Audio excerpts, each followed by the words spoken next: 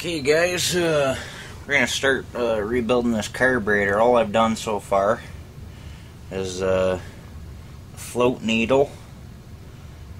I've taken the bottom off here, unscrewed this, taken the bottom off. This is your float. This is the float needle. There's a little spring that pushes down on the needle into this little hole here. There's a rubber boot in there that has to come out too. This here will actually be replaced. It's all rotted to shit, but right now I'm gonna get it all cleaned up and we'll go from there. What we gotta do is pop this seal out here.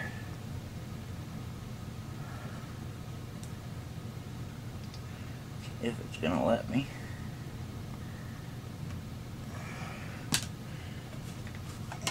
Heavier screwdriver.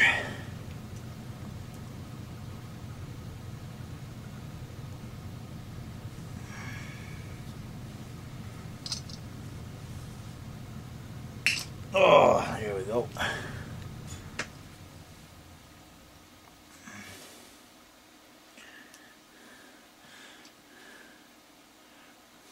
A little bit of rust and crud causing little needles to get filled up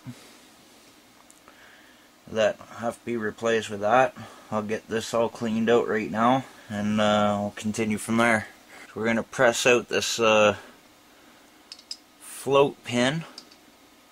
Alright. Okay, for this float pin, I just use channel locks just to break it loose.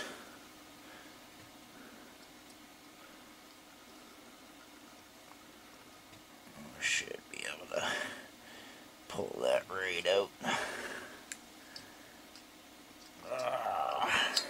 There we go. More junk parts. The float's looking a little rough. Might end up having to replace it soon. Okay, now we're going to reach in this little hole here and grab that little rubber seal out. That little rubber seal for the float needle, a little bit of a pain in the ass to get to. So I just took a paper clip, bent the little hook on it. Now we'll just stuff her into the hole.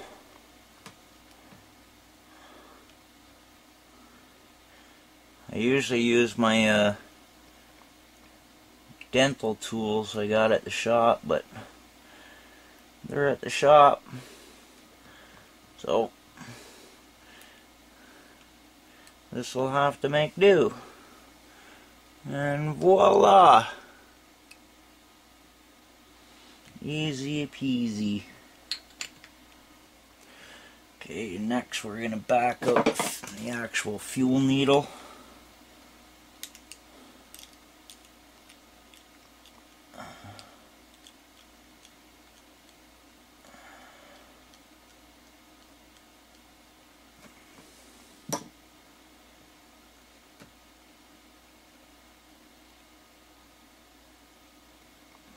Ooh, look at all the crud on that thing. So you'll have to reuse the spring on the new one.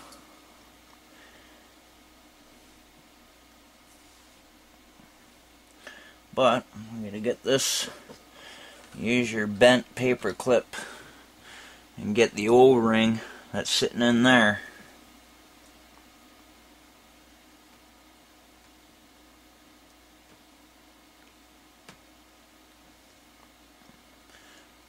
Beautiful.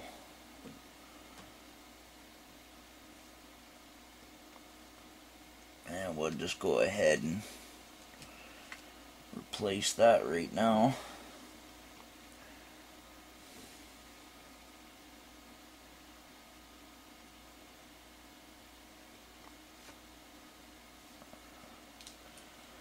the new needle.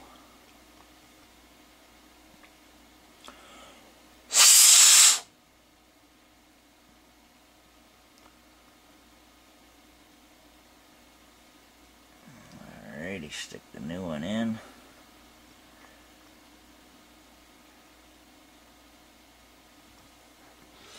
Okay, now we're going to replace that little white one.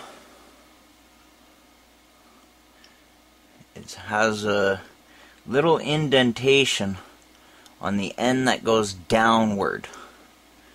You should have the smooth top on the front.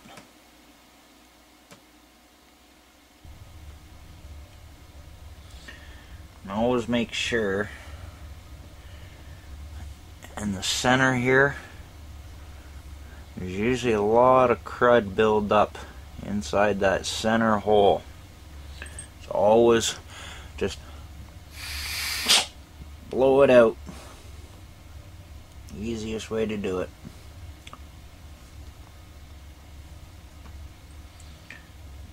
Got lots of carbon up here. Ooh, a little bit of calcium oxidation.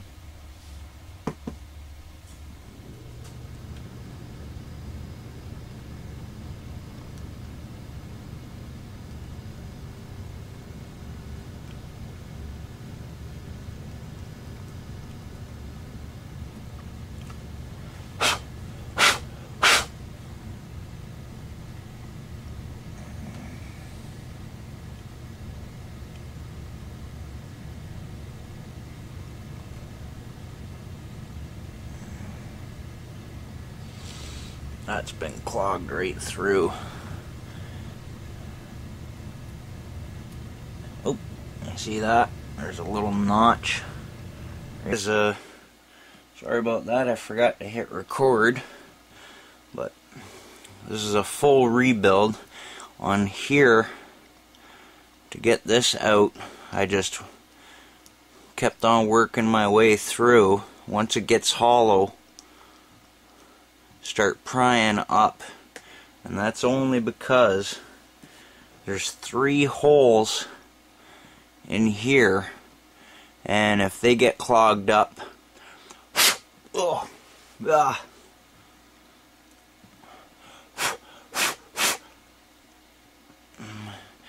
have to take that out to unclog them.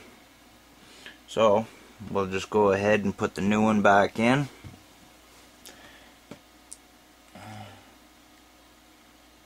Alrighty, just sets in there. Give the center a smack and it'll spread out. Well, that one there I'm gonna have to wait to do at the shop because I don't have my punch set here. Just use the large punch. Give that a smack in the center so it spreads out and presses itself in there. So we'll have to put that one back at the when we get back to the shop. Make sure all those little holes have a clean through. I usually just, not forcefully, but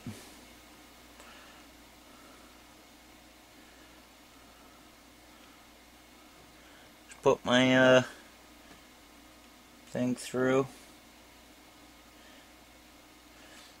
Usually if it's clogged, I'll use a tip cleaner for torches and just jam it, pick the right size and put it through. This one here, last but not least, I forgot, you gotta put the washer inside there. This one here will have to be pressed at my shop. I gotta punch that and just put something on the underside. Put it on the vise like that.